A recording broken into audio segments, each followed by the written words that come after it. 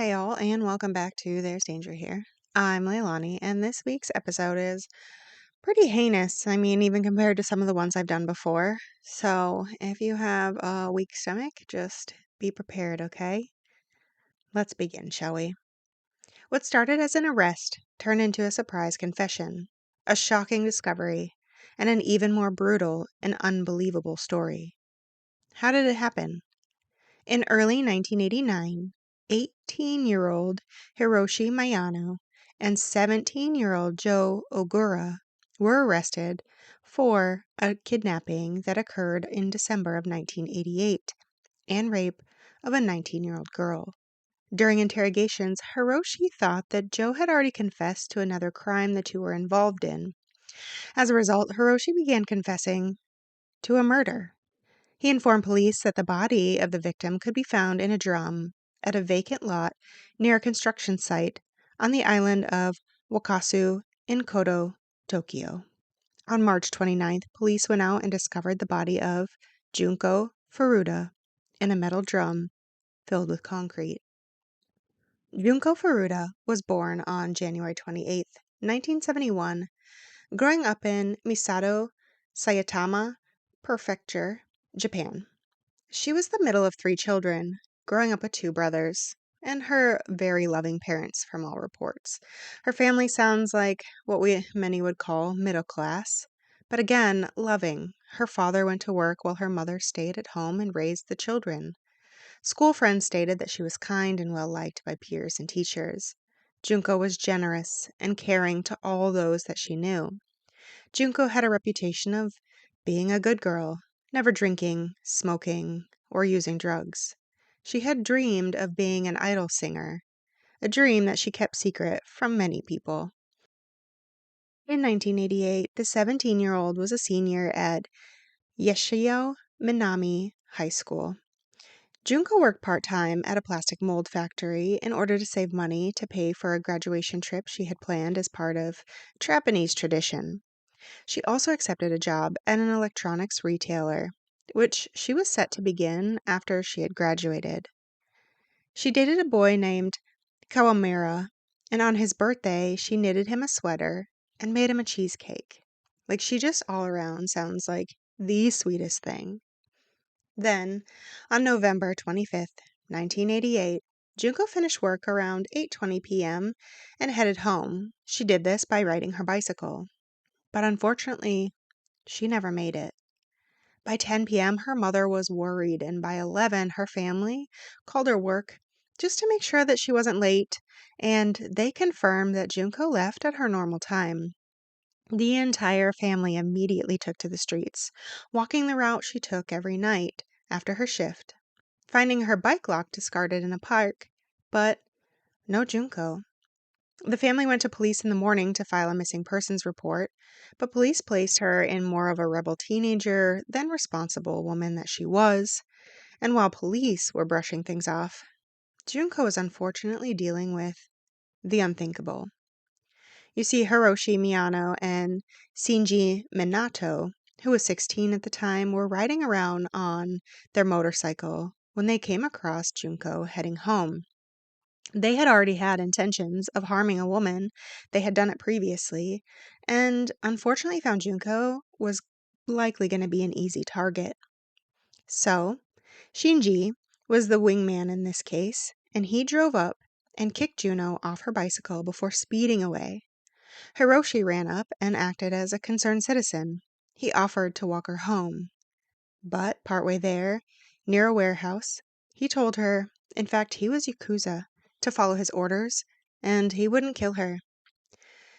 He sexually assaulted her there and then hailed a taxi, and the two went to a hotel in Adachi, where Hiroshi again assaulted Junko.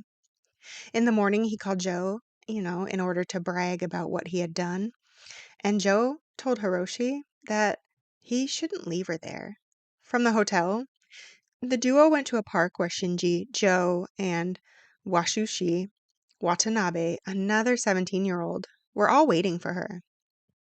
Again, they reiterated the story that they were Yakuza, at the time telling her that they knew where her family lived, and if she ran away, they'd kill her and her entire family. Junko was scared into compliance and was brought to Shinji's house, where she was kept in his room on the second story. So if you're paying attention, which I know you are, what's about to occur was conducted by a 16-year-old, two 17-year-olds, and an 18-year-old. Who are they exactly, and were they just bullshitting Junko to scare her? Well, not exactly. Hiroshi Miyano, the ringleader of the group, was born on April 30th, 1907, in Adachi, Tokyo. His father worked at a securities company and his mother taught piano. But it was his grandfather and uncle who used to intimidate people. His grandfather was a known soldier with connections to the Yakuza, and his uncle was a high-ranking official within this organized crime syndicate. I couldn't find out if it was actually the Yakuza or just organized crime with ties to Yakuza. He was a bully and used his family ties to scare those around him.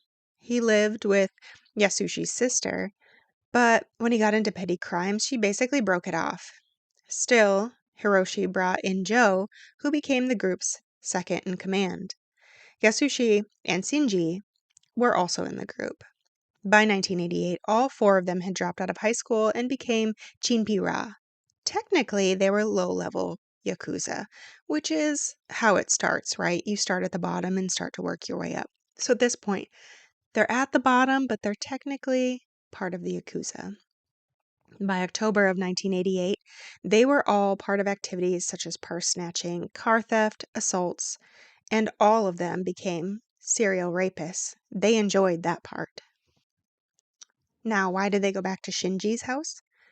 Well, it seems as though the parents were afraid of their son. At least that's what they'll tell authorities later. His behavior escalated at home to the point where he was physically violent towards them, and they knew that he was Chinpira. Still, when the boys first kidnapped Junko and brought her to Shinji's, when his parents were around, Junko was forced to act as his girlfriend. Though quickly, Shinji knew his parents weren't going to go to the police, and they really dropped the act. Starting on November 26, 1988, Junko was held captive at the house. On November 27th, the boys forced Junko to call home and tell her family she had run away and was staying with friends. In total, they ended up having her call the house 3 different times, basically to attempt to convince her family that she was in fact a runaway and discourage police from looking into her. After that, there was no further contact.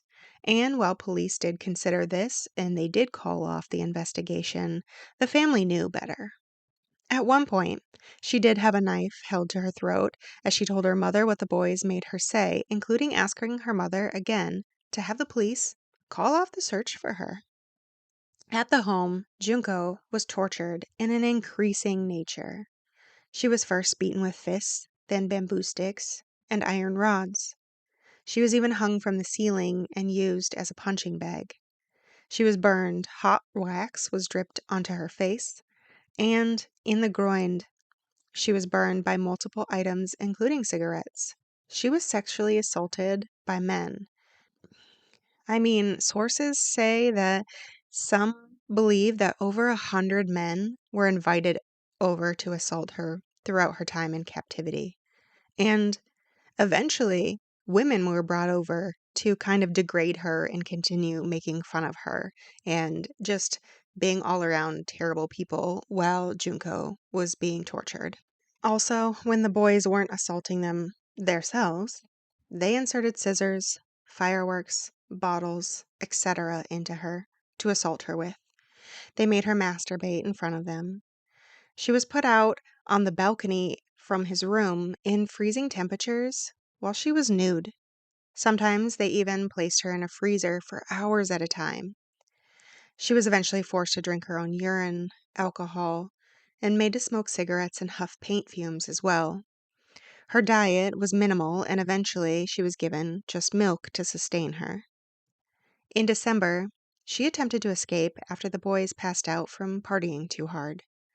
She made it to the first floor and attempted to call police.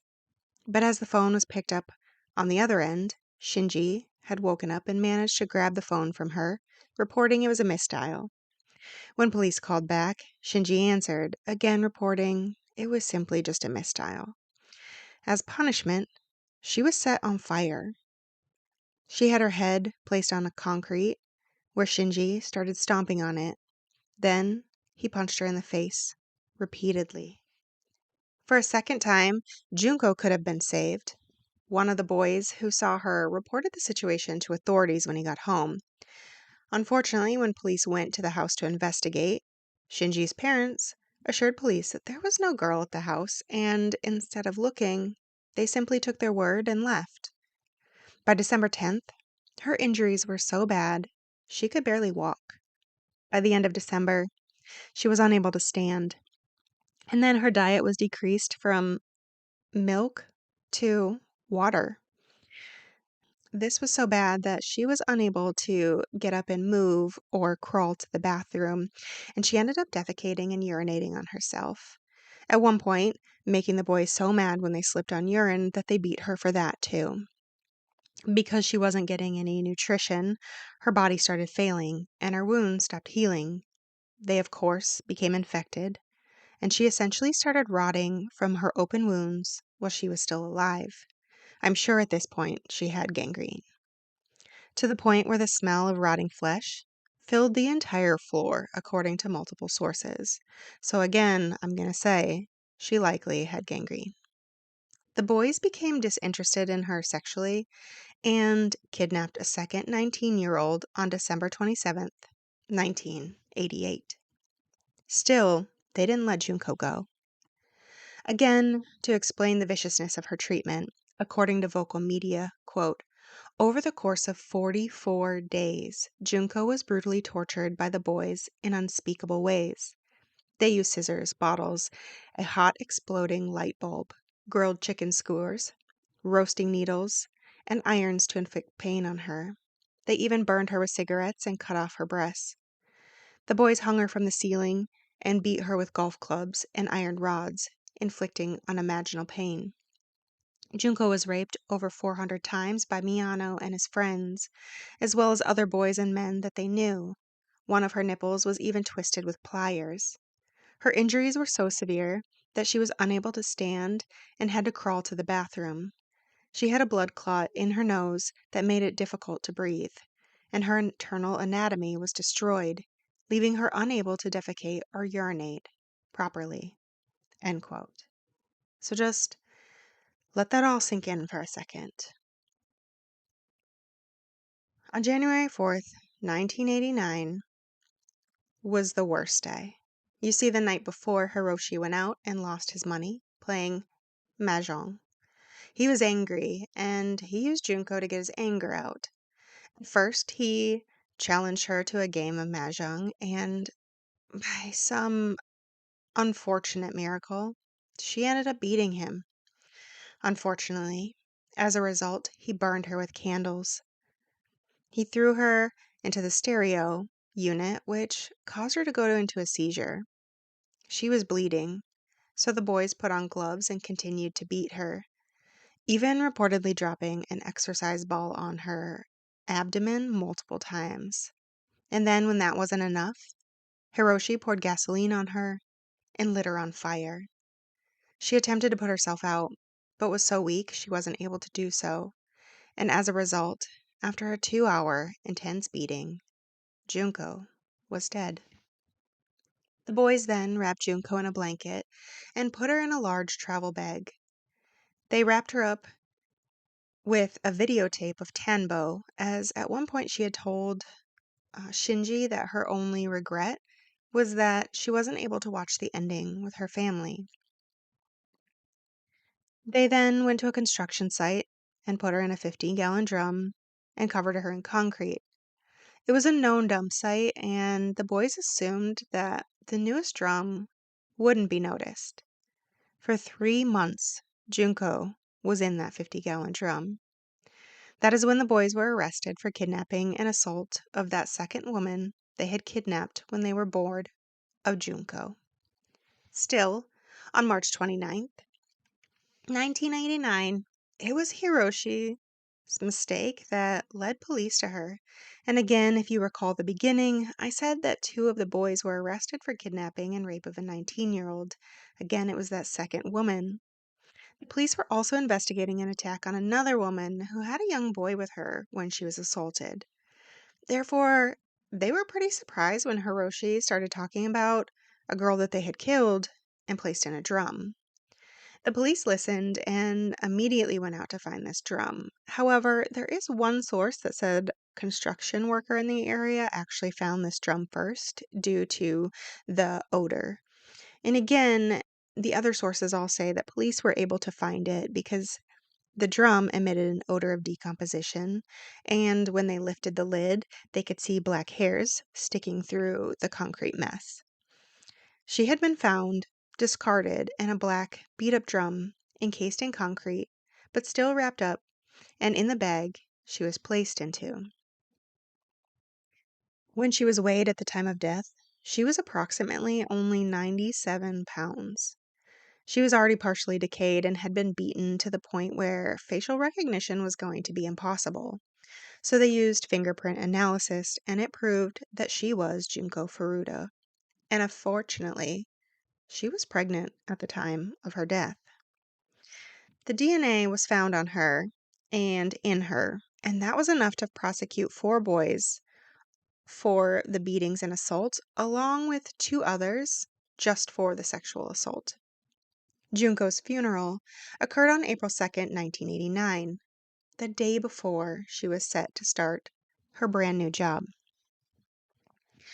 The first of the boys went to trial in July 31st of 1989, and anyone under 20 was considered juvenile, and as a result of this, originally their identity was held from the news. Still, the severity of the crime was enough that Japanese courts made the decision to try each of them as adults rather than juveniles. But still, they got to have some of the juvenile things, such as keeping their identity unknown. As people learned what happened to Junko, some threw up in the courtroom, others fainted. The boys ended up all pleading guilty to committing bodily injury that resulted in death. And during the trial, it comes out that Hiroshi had a psychiatric evaluation in which it was determined that he had a learning disability. However, that disability did not impair brain function, but rather delayed his emotions. So really, it simply sounds like he was a known sociopath at this point. On July 20th, 1990, Hiroshi received a sentence of 17 years. Yeah, that's it. 17. Shinji received 5 to 6 years. Joe received 5 to 10. And Yasushi received 3 to 4 years. Of course, the boys believed that their sentences were too harsh for juveniles, and they appealed. That's when something, at least slightly good, happened. The Tokyo High Court disagreed with the original sentences. But in a twist of fate, this was the one time I've ever heard of a court increasing time. Hiroshi was increased to 20 years, which is the longest sentence allowed aside from life without or death, but that's for adults. Shinji was increased to 5 to 9 years, and Yasushi was increased to 5 to 7. The presiding judge reported increasing the sentences was related to the nature of the crime and the effect on the family and society. Of course, they did secondary appeals, but they were all denied. The only reason we know about their identities is because a newspaper that was reporting on the case uncovered their names and collectively decided to publish them. And while this was technically illegal, there was no punishment for it. So they did it anyway. They said that it was relating to the nature of the crime and the public outcry for such ridiculous sentencing. In 2009, Hiroshi, who took the name of Yokoyama Miyano, finished his sentence and was released. He was arrested in 2013 on suspicion of bank fraud. Joe was released in August of 1999, and he changed his name to Joe Kamisaku. In July 2004, he abducted a man and beat him for 4 hours, believing that the man was having an affair with his significant other. Joe fortunately died on July 16th. It looks like 2022 from the sources I could find. And this was when his head got wedged between a toilet bowl and a tank, and he choked on his own vomit. So good. Good for him. I'm glad that that's how he went out. I'm a little sad that it wasn't more painful. Shinji was released in 1998, and in 2018 he was arrested on suspicion of attempted murder, for which he received a year and 6 months in 1999. Yasushi was released in 1996, and he moved to an apartment in Tokyo with his mother. And in 2005, he developed a neurogenic disease and died in 2011. And I hope that it was terrible for him as well. And that is the unfortunate case of Junko Furuta and one of Japan's most horrendous crimes that we know about. And the fact that they were juveniles and got off with such light sentences really talks about kind of the culture and how they didn't see that young people could commit such horrible things, so they didn't have any precedence for it. And that's all. Hopefully you got through that. I know it was a tough one. To all those out there listening, be careful. It's a dangerous world we live in.